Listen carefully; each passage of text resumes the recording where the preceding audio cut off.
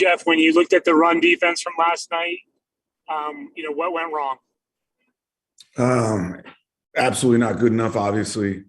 It was a combination of, as coaches, we got to put them in better spots to be successful. And they got to play it better too. So we are absolutely in this together. That was a collective effort of just not good enough football, especially from a run defense perspective, something that, we pride ourselves on, and any defensive coach and player prides himself on, so it's absolutely, it's not good enough. And from a coaching perspective, it's not good enough. And from a playing perspective, it's not good enough. Jeff, when it happens 2 out of 3 games, I mean, you were pretty upset after the New England game. Yes. What can you do? What changes need to be made? What do you say to your guys? Yeah, we got to continue to fight as coaches to find, more answers, better answers as far as the run game is concerned. So it starts there. And then we got to coach it better from a technique standpoint. I think we can improve that. There's areas that the players can improve for sure as well.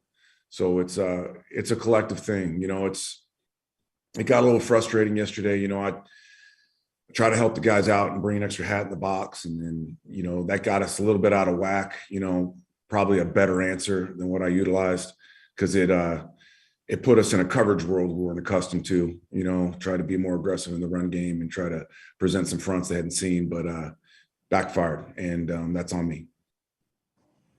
Jeff, with regard to Marcus May, kind of a twofold question.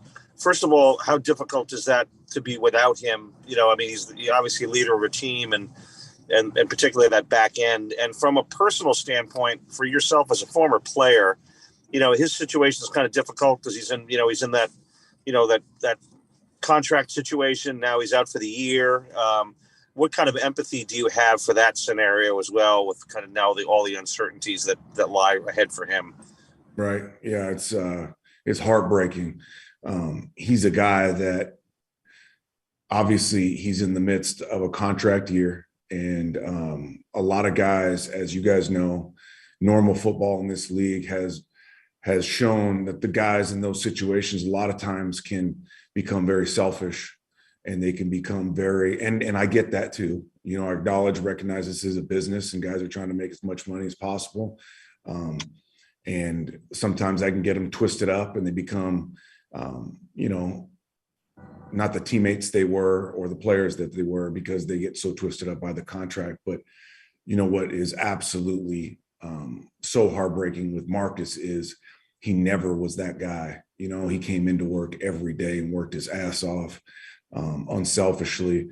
I whether it was crossing his mind or was a conversation away from this building or not about saving himself or protecting himself, I never saw it on the field. He laid it on the line every single time we went out there, practice, games.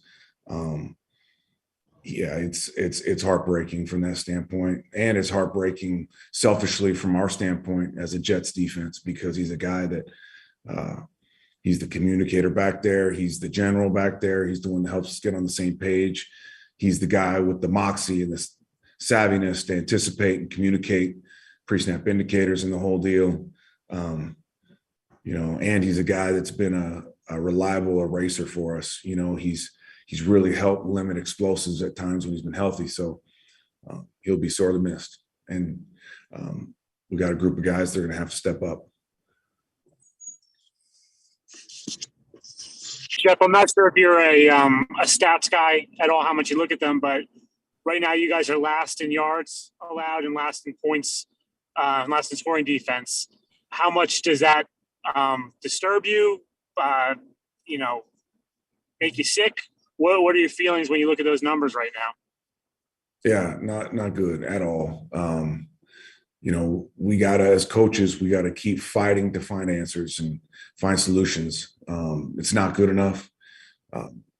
It's no one in this building thinks it's good enough. Nobody leaning on there's no excuse by any means, so I've said it before, I'll say it again. We just got to keep fighting for answers. We got to keep coaching them up better, and the players got to play better. So the only way we get ourselves out of this hole is digging together. So, and that's what we'll do.